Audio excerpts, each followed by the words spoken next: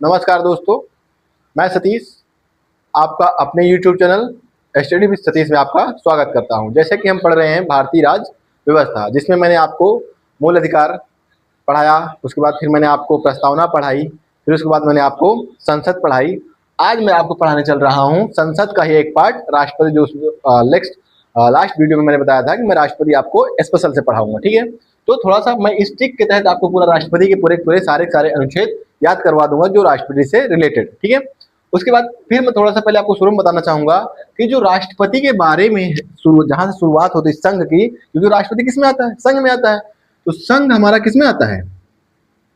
भाग 5 में। तो अगर आपसे डायरेक्टली क्वेश्चन आपसे पूछ सकता है कि राष्ट्रपति से संबंधित चीजें किस भाग में आती हैं, तो आपका आर्टिकल 5 में आता है, और भाग 5 में आता है। और किस आर्टिकल से किस आर्टिकल तक आता है, इसका जो संबंध है आर्टिकल 52 से लेकर के आर्टिकल 78 तक में ये रिलेटेड है। मतलब यहां तक में राष्ट्रपति की सारी शक्तियां निपट जाती हैं। और भी बहुत चीजें हैं, लेकिन मेनली कहां तक, यहीं तक देखा जाता है। ठीक है, तो अब हम 52, 53, 54 जितने भी आर्टिकल्स हैं एक एक करके राष्ट्रपति के बारे में पढ़ लेते हैं, ताकि हमारे सारे अनुच्छेद याद हो जाएं और आपको टिप्स पे याद हो जाएंगे, ताकि आप कभी भी राष्ट्रपति से गलतियां ना करेंगे, जो कि आपके वनडे लेवल के क्वेश्चन पूछे जाते हैं। ठीक है, तो उसके बाद चलिए, तो इस ट्रिक को देखते हुए आप देख सकते हैं। पहले इसको देख लीजिए कि मतलब भाग 5 में है, फिर आर्टिकल 52 से 78 तक मैं इसको इरेज करूं। ठीक है, क्योंकि ट्रिक बताऊंगा ट्रिक के तहत, जिसमें लिखा है कि पका नीता का पुआ पशुमार। अब एकदम इजी ट्रिक्स है, आप आराम से याद कर सकते हैं कि पका नीता का पुआ पशुमार। तो अब पका नीता का पुआ पशुमार में एक एक आर्टिकल करते हुए आप पढ़ते चले जाएंगे, और आपको कभी नहीं भूलेगा। जब भी आपसे आर्टिकल राष्ट्रपति संबंधित आर्टिकल पूछे, आप इसको लिख करके और उसके नीचे आर्टिकल लिख दीजिएगा और पता चल जाएगा। ठीक है, तो पहले मैं पढ़ाने चल रहा हूं कि तो आर्टिकल 52 में आर्टिकल 52 में क्या है कि भारत का एक राष्ट्रपति होगा। क्या होगा इसमें दिया है कि भारत का एक राष्ट्रपति होगा। सेकंड पॉइंट इसमें क्या दी हुई है? फर्स्ट पॉइंट ये दिया कि भारत का एक राष्ट्रपति होगा। सेकंड पॉइंट इसमें दिया हुआ है कि वो संवैधानिक प्रमुख होगा, क्योंकि हमारे देश में बाइकैमरल है, मतलब फेडरलिज्म है, तो संवैधानिक प्रमुख होगा। ठीक है, तो हमारे देश में क्या फेडरलिज्म है, फेडरलिज्म में शक्तियों का बंटवारा तो होता ही है, प्लस हमारे में क्या है, टू हेडशिप कंसेप्ट है। टू हेडशिप का कंसेप्ट होता है, मतलब होता है कि आपके जो राज्य के लेवल पर, संघ के लेवल पर शक्तियों का बंटवारा टू हेड पे होगा। जैसे कि हमारे यहाँ प्रधानमंत्री और राष्ट्रपति आते हैं, तो इसलिए जैसे अमेरिका में टू हेडशिप कंसेप्ट नहीं है, वहां पे सिंगल हेडशिप कंसेप्ट है। मतलब सारी शक्तियां किसमें होती है? राष्ट्रपति में निहित होती है। उसी प्रकार आप हाँ, जर्मनी में देख सकते हैं। ठीक है, तो लेकिन अमेरिका में क्या है, सिंगल हेडशिप है, लेकिन भारत में क्या है, डबल हेडशिप है, जिसमें से जो राष्ट्रपति होगा संवैधानिक प्रमुख होगा, लेकिन वास्तविक प्रमुख कौन होता है हमारे यहाँ? प्रधानमंत्री होता है। ठीक है, क्योंकि सारी की सारी शक्तियां किसके पास होती हैं? लगभग सारी शक्तियां किसके होती हैं? प्रधानमंत्री के पास होती है। और जो राष्ट्रपति के पास जो शक्तियां होती भी हैं, उसके हिसाब से वो किसमें, मंत्रिपरिषद की सलाह पर करता है काम, उनको यूज करता है। और मंत्रिपरिषद का हेड कौन होता है? प्रधानमंत्री होता है। तो इसलिए कहते हैं कि हमारे यहाँ जो संवैधानिक प्रमुख होगा, जिसके पास नाम मात्र की शक्तियां होंगी, वो राष्ट्रपति होगा, और जो वास्तविक प्रमुख होगा हमारा प्रधानमंत्री। ठीक है, पहला क्या हो गया कि 52 में क्या होगा? पद होगा। क्या होगा? यहाँ पे मैं लिख दे रहा हूँ, क्या होगा? भारत का एक राष्ट्रपति, जिसका मतलब होता है पद, मतलब राष्ट्रपति का पद होगा। ठीक है, फिर सेकेंड चीज क्या है? पद। ठीक है, का मतलब क्या है? कार्यपालिका की शक्तियां, मतलब कि संघ की कार्यपालिका में हमारी क्या आती है? जो हमारी संसद की विधायिका आती है। ठीक है, विधायिका और कार्यपालिका और न्यायपालिका होती हैं। तो विधायक हमारे देश में क्या है कि क्या न्यायपालिका तो कार्यपालिका और विधायिका से अलग है, लेकिन विधायिका और कार्यपालिका एक दूसरे से क्या है? इंटरकनेक्टेड है। तो जो कार्यपालिका है, जो आपकी मंत्री परिषद होती है, उसकी सारी शक्तियां किस पे होगी? प्रधानमंत्री पे नहीं होगी। मतलब भारत की कार्यपालिका, इसका क्या मतलब क्या हुआ? का मतलब हुआ कार्यपालिका। कार्यपालिका का प्रमुख होगा, मतलब कार्यपालिका की सारी शक्तियां किसमें होंगी? भारत के राष्ट्रपति में होगी। ठीक है, अब यहाँ पे लिख दे रहा हूं कि कार्यपालिका, या यहाँ लिख दो संघ की कार्यपालिका, लोग कंफ्यूज हो जाएंगे। संघ मतलब सेंटर वाली, संघ की कार्यपालिका की शक्तियां राष्ट्रपति में होंगी, राष्ट्रपति में निहित होंगी, ठीक है, राष्ट्रपति में निहित होंगी, ठीक है। और राष्ट्रपति इन शक्तियों का प्रयोग संविधान के अनुसार करेगा, ठीक है। तो क्योंकि कार्यपालिका क्या होता है, कार्यपालिका की सारी शक्ति किसमें होती है, राष्ट्रपति में होती है। जो आर्टिकल आपका, मैंने आर्टिकल बताना तो भूल ही गया मैं आपका, आर्टिकल 53 में जो निहित है, ठीक है।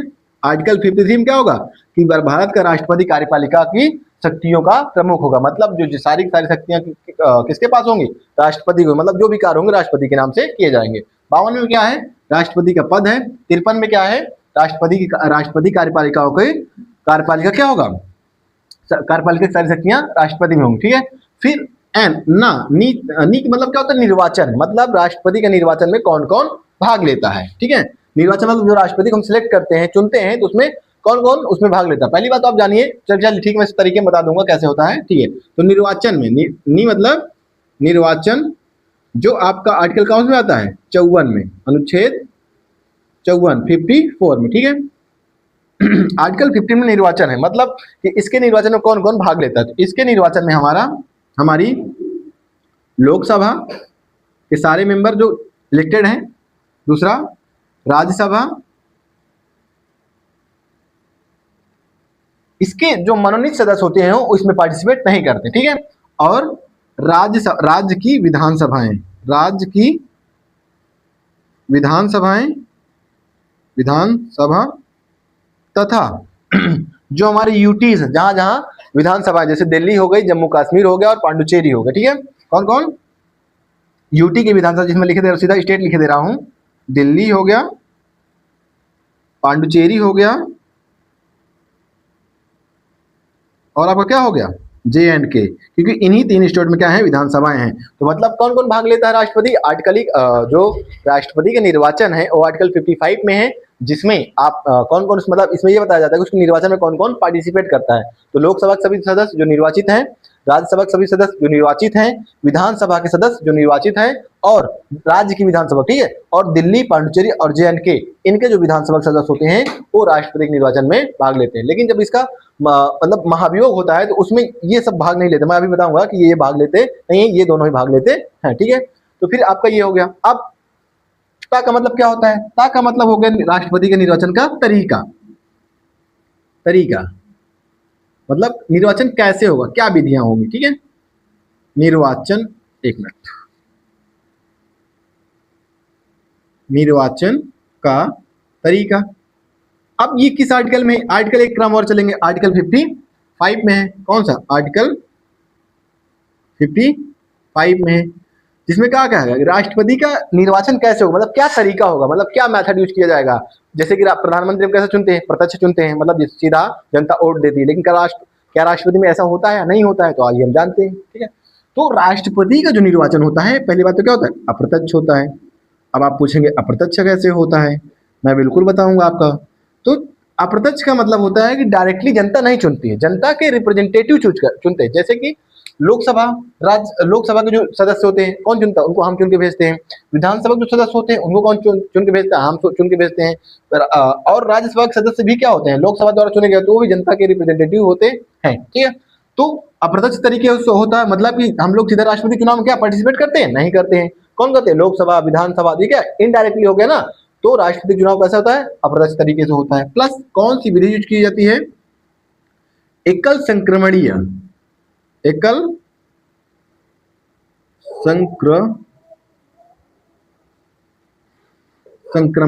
अनुपातिक, एकल संक्रमणीय एंड अनुपातिक मत पद्धति। अब आप सोच रहे होंगे कि एकल संक्रमणीय अनुपातिक मत पद्धति क्या होती है, और तीसरा चेत क्या होता है, गुप्त तरीके से होता है। गुप्त तरीके से मतलब आप किसी को बता नहीं सकते कि मैंने किसको वोट दिया है, ठीक है। तो जान लीजिए पहली बात तो कैसा राष्ट्रपति के निर्वाचन का तरीका क्या है, अप्रत्यक्ष होता है, मतलब राष्ट्रपति को चुनाव कैसे करते हैं, अप्रत्यक्ष तरीके से करते हैं। फिर किस विधि का यूज किया जाता है, एकल संक्रमणीय अनुपातिक मत पद्धति। मुझे कभी मौका मिला तो मैं जरूर आपको समझाऊंगा कि अनुपातिक मत पद्धति होती क्या है। फिलहाल अभी तो मेरे पास बिल्कुल भी समय नहीं, क्योंकि ये कम से कम आधे घंटा अकेले समझाने में उसको समय ले लीजिएगा, ठीक है। फिर गुप्त तरीके से होता है, मतलब कि आप जो वोट डाल रहे हैं उसमें किसी को बता नहीं सकते हैं कि हमने किसको वोट दिया। ठीक है, तो मेरे हिसाब से आपको समझ आ गया होगा कि 52 में क्या है, भारत का एक राष्ट्रपति होगा जो संवैधानिक प्रमुख होगा। 53 में क्या है कि वो कार्यपालिका की शक्तियां राष्ट्रपति में निहित होंगी। 54 में क्या है, 54 में आपका क्या निर्वाचन का में कौन कौन भाग लेगा, जैसे कि लोकसभा, राज्यसभा और विधान सभाएं, जो भी राज्य की विधानसभाएं। फिर आपका तरीका कौन सा, आर्टिकल 25-55 में है, जिसमें तरीके में क्या है कि अप्रत्यक्ष चुनाव होगा, एकल संक्रमणी अनुपातिक मत पद्धति को यूज किया जाएगा और गुप्त तरीके से मतदान किया जाएगा। ठीक है, तो यहाँ तक आपको बात एकदम क्लियर हो गई होगी। ठीक है, अब मैं आपको आगे, मेरे बोर्ड में जगह खत्म हो चुकी है तो मुझको इरेज करना पड़ेगा, इरेज करके ही मैं आपको आगे पढ़ा पाऊंगा। ठीक है, तो इतना आप एक बार स्क्रीनशॉट ले सकते हैं, एकदम मैंने बाकायदा इस तरीके से लिख दिया है, आप हमेशा रिवीजन इसी तरीके से करते रहिए। ठीक है, तो इसको आप एक बार स्क्रीनशॉट ले लीजिए, उसके बाद मैं आके पढ़ाता हूँ आपका राष्ट्रपति का कार्यकाल कितना होता है। ठीक है, आपने ले लिया होगा, मैं इसको इरेज करता हूँ। ठीक, चलिए अब आर्टिकल 56 आर्टिकल 56 में क्या है, कार्यकाल, मतलब राष्ट्रपति का कार्यकाल कितना होगा, 10 साल 50 साल कितना होता था। ठीक है, तो 56 आर्टिकल 56 इसमें क्या है, कार्यकाल, राष्ट्रपति का कार्यकाल कितना होता है, राष्ट्रपति का कार्यकाल होता है सामान्यतः 5 वर्ष। कितना होता है, 5 वर्ष। और इसी में जान लीजिए कि अपना इस्तीफा किसको देता है, जैसे मान लीजिए बीच में इस्तीफा देना चाहे तो किसको देगा, अपना इस्तीफा अपना उपराष्ट्रपति को देता है। कौन, हमारे जो भारत के उपराष्ट्रपति होते हैं, जो राज्यसभा के सभापति होते हैं। ठीक है, ठीक, इतनी बात आपको मेरी समझ आ गई होगी। इसका कार्यकाल कितना होता है, 5 साल का होता है, और यह अपना इस्तीफा किसको देता है, उपराष्ट्रपति को देता है। और इसको किस प्रक्रिया से हटाया जा सकता है, वो आपका आर्टिकल आगे मैं बता दूंगा कौन सा महाभियोग तरीका लगते हैं, नहीं लगाते कैसे, सब बता दूंगा। ठीक है, तो इतना जान लीजिए कि आर्टिकल 56 में इसका कार्यकाल है जो 5 साल का होता है, और अपना ये एक्सटर्नल जानकारी मैं दे दिया हूँ कि अपना इस्तीफा किसको देता है, उपराष्ट्रपति को देता है। ठीक है, और इसको हटाने के लिए हम महाभियोग प्रक्रिया का यूज करते हैं। ठीक है, चलिए अब उसके बाद क्या है, आर्टिकल 57, आपका आर्टिकल 57 कहता है कि पुनर्निर्वाचित, मतलब जैसे कि कहीं कहीं है कि जैसे अमेरिका में आप देख लीजिए, क्या अमेरिका में एक राष्ट्रपति कितनी बार निर्वाचित किया जा सकता है, मात्र 2 बार। जैसे कि आपने जो बाइडन को देखा, जो बाइडन एक बार हो चुके हैं, एक बार और हो सकते हैं। डोनाल्ड ट्रंप का जो है क्या है, ये अंतिम कार्यकाल है। इसके बाद वो एक बार 16 से 20 तक थे, अब इसके बाद 24 से इधर चल रहे हैं, इसके बाद ये कभी अब चुनाव नहीं लड़ सकते। लेकिन भारत में क्या ऐसा नहीं है, भारत में संविधान में उल्लेखित है कि आर्टिकल 57 आर्टिकल 57 कहता है कि भारत का राष्ट्रपति चाहे जितनी बार कोई सीमा नहीं है, पुनर्निर्वाचन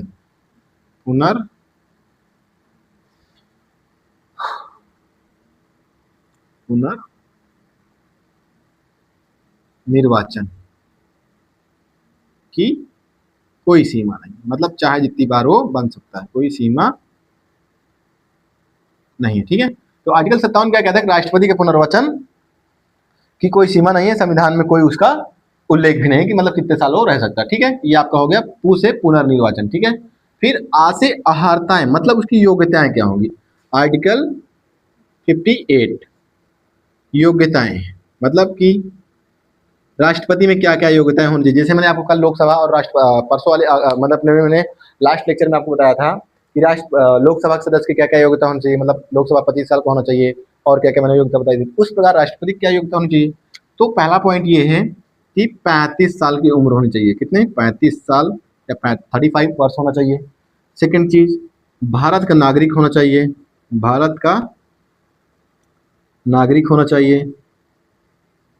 थर्ड चीज, लोकसभा की सदस्यता पाने की योग्यता होनी चाहिए। मतलब लोकसभा जो सदस्य की योग्यता होती हैं उसके बराबर की इसकी योग्यता होनी चाहिए। लोकसभा सदस्य की योग्यता पाने सदस्यता पाने की योग्यता। ठीक है, फिर आपका 35 वर्ष का होना चाहिए, और किसी भी लाभ के पद पर नहीं होना चाहिए, तो बहुत इंपॉर्टेंट है ना, सब में आता है, किसी भी लाभ के पद पर नहीं होना चाहिए, लाभ के पद पर नहीं होना चाहिए। ठीक है, नहीं होना चाहिए। जैसे कि मैंने क्या बताया कि आपका 54 क्या कहता है आपका, 56 क्या कहता है कि भारत का राष्ट्रपति का कार्यकाल होगा जो कितना होता है 5 साल होता है। 57 क्या कहता है पुनर्निर्वाचन, कितनी बार राष्ट्रपति निर्वाचित हो सकता है, 1 बार 2 बार 3 बार, तो अनलिमिटेड टाइम निर्वाचित हो सकता है वो, ठीक है। फिर क्या कहता है कि आपका आर्टिकल 58 क्या कहता है कि भारत के राष्ट्रपति की योग्यताएं क्या क्या होनी चाहिए। तो भारत के राष्ट्रपति की योग्यताएं क्या होनी चाहिए, वो 35 साल की उम्र होनी चाहिए उसकी। फिर वो भारत का नागरिक होना चाहिए, पागल या दिवालिया नहीं होना चाहिए, लोकसभा के सदस्य बनने की बराबर योग्यता रखनी चाहिए और किसी भी लाभ के पद पर नहीं होना चाहिए, ठीक है। ये आपकी हो गई योग्यताएं। अब पद की शर्तें क्या होती हैं कि मतलब पास से मतलब क्या, पद की शर्तें जो आपका आर्टिकल 59 में, आर्टिकल 59 पद की शर्तें मतलब अपने पद पर रहते क्या क्या शर्त पूरी करता हूं, ये तो योग्यता है, पद की शर्तें, ठीक है। तो पद की शर्तों में क्या होना चाहिए कि राज्यसभा या लोकसभा का सदस्य नहीं होना चाहिए, ठीक है। राज्यसभा तथा लोकसभा का सदस्य नहीं होना चाहिए। लाभ का पद धारण नहीं करना चाहिए। राष्ट्रपति भवन में रहने का अधिकार होता है, ठीक है। तो मतलब इसकी पद की शर्तें क्या क्या है कि राज्यसभा का सदस्य नहीं होना चाहिए, नहीं होना चाहिए तथा, चाहे इसको यहाँ पे इरेज करके मैं यहाँ पे जोड़ देता हूँ क्योंकि मतलब पद की शर्तें क्या क्या है ना। सेकंड क्या है, राष्ट्रपति भवन को में रहेगा, वो राष्ट्रपति भवन में रहता है ना, राष्ट्रपति भवन में रहता है, उसकी परत में क्या क्या, राष्ट्रपति भवन में रहेगा। थर्ड चीज क्या है, लाभ का पद नहीं धारण करना चाहिए, लाभ का पद धारण नहीं करना चाहिए। ये आपकी हो गई उसके पद की शर्तें, ठीक है। 60 से क्या है आपका, 60 में क्या है, शपथ है, मतलब राष्ट्रपति को शपथ कौन दिलवाएगा, भारत, ठीक है। तो यहां पर मैं लिख दे रहा हूं शपथ, आर्टिकल 60, आर्टिकल 60 में क्या है उसको